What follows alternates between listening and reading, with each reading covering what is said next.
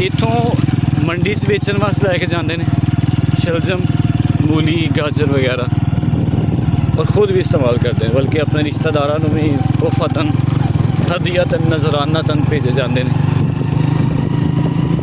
यो प्यार मुहब्बत है जोड़ा पिंडा थां वाले बनते फिरते हैं दूसरे वास्ते। गलबन वो पहली सीरीज वो भी आंदा कि सारे मूलियाँ तो लोग अपने जानवरों पाते हैं, उन्होंने वास्ते एक बड़ी अच्छी ग़िज़ा है, हासमेदार है हर चीज़। यह सारी खूबसूरती अज तुहानू है माशाअल्लाह, कितना सोहना स्टल है, बट सीम भी कहते हैं, स्टाला भी कहते हैं। सारी खूबसूरती अज तुहानू दिखानी है अपने इलाके की। किला कालर वाला इर्द गिर्द इलाके हैं सारे, सामने किला कालर वाला 1-2 किलोमीटर से बाकी है सारा।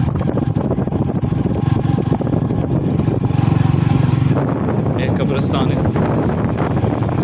कोट आगा था कब्रिस्तान।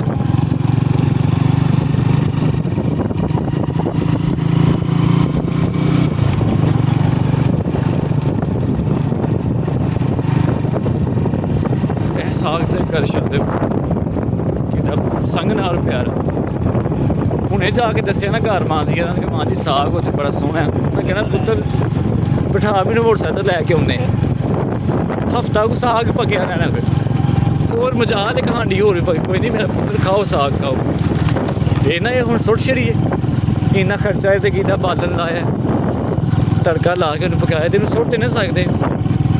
साग खा खा के हर शै ही हरी हो जाती, लेकिन ये तो बगैर साड़ियाँ सर्दियाँ अधूरियां ने।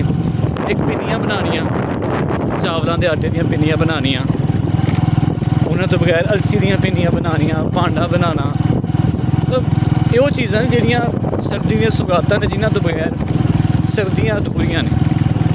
आस्ता आस्ता लोगों का रुझान जिहड़ा वो घट तो हो रहा है, लेकिन ख़त्म नहीं होएगा।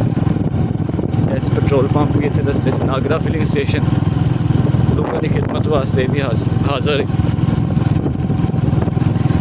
इतों कन्वेंस जी सिर्फ रक्शे ने या कोई टाइम वाली बस है, इस तो अलावा होर कोई कन्वेंस नहीं। या लोगों को अपने बाइक्स ने या गड्डियाँ ने। तो पहला होंदा सी टांगे चलते होंगे किसी वक्त कली बेचारी खलोती है, पता नहीं कितनी कटी तुर जा तू भड़िए लोग के घर जाके आराम कर, तू इतने कोई मालक तेरा पट्ठे पे बढ़ता है, उन्होंने तेरी कितने खबर ही ये नहीं किया कि चलो माड़े जे पट्ठे में पा लो ब्याह लग रहे। तो जी सामने तो नज़र आ रहा है किला कालर वाला शहर कह लो, कस्बा कह लो, लेकिन ज़रूरियात ज़िंदगी की हर चीज़ इतों तो मिल जाएगी। किला कालर वाला शादी ब्याह के कपड़े, जुत्ती, जिन्ना भी समान है तकरीबन तुम इतों आराम नाल लै सकते हो।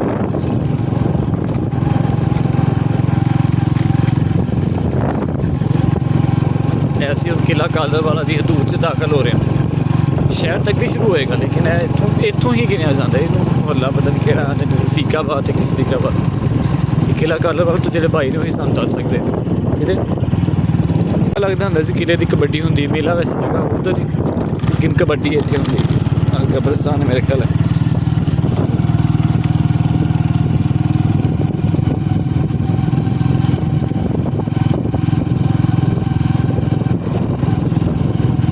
बहुत पुरानी वर्कशॉप है, इतिहाद है ग्रुप इंजीनियरिंग ट्रैक्टर की वर्कशॉप है।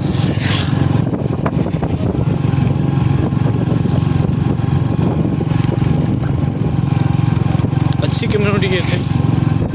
हम असी जाना एक स्कूल विजिट करने, फिर इंशाल्लाह तुहाडे नाल मिलने अगली वीडियो। बहुत शुक्रिया जी, अल्लाह हाफ़िज़।